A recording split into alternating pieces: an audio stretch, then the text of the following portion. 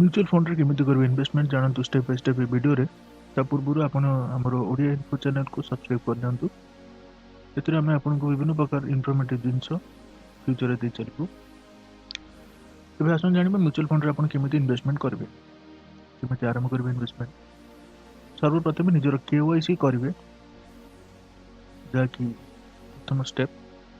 एबे आसन जानिबा केमिति केवाईसी आपण करबे एबे केउटर करबे। केवाईसी पई म आपन को 5टी वेबसाइट रो डिटेल्स ए वीडियो रे देछि। एको यूज करी आपण निजर केवाईसी कर परिबे। केवाईसी में कौन डॉक्यूमेंट दरकार तबे आसन आपण देखिबा पासपोर्ट फोटो दरकार, पैन कार्ड दरकार, निजर address proof, bank account details दरकार। निजर बैंक अकाउंट आपण खोली नियंतु एवं तार गोटे चेकबुक आपण नै जानतु। निजर पैन कार्ड मध्ये अप्लाई करी ताकू रेडी करंतु।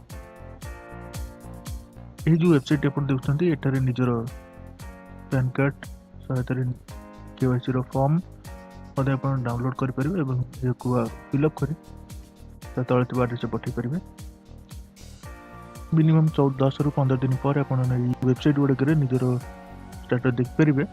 यदि आपण ए वीडियो टे देख परछु, यदि आपण संपूर्ण तथ्य ठीक हेतै तबे आपण केवाईसी सक्सेसफुल हो जिवो एवं तापर आपण इन्वेस्टमेंट पे रेडी हेजबे। विभिन्न प्रकार इन्वेस्टमेंट कंपनी अछि, म्यूचुअल फंड कंपनी जिपर आपण इन्वेस्टमेंट कर परिबे।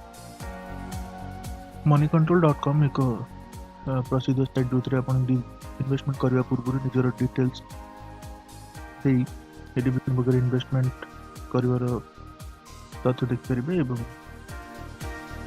जदि आपण निजे ए सब जिंस करि पर नांती तबे आपण कोनसी एजेंट किंबा ब्रोकर मध्ये हायर कर परिबे।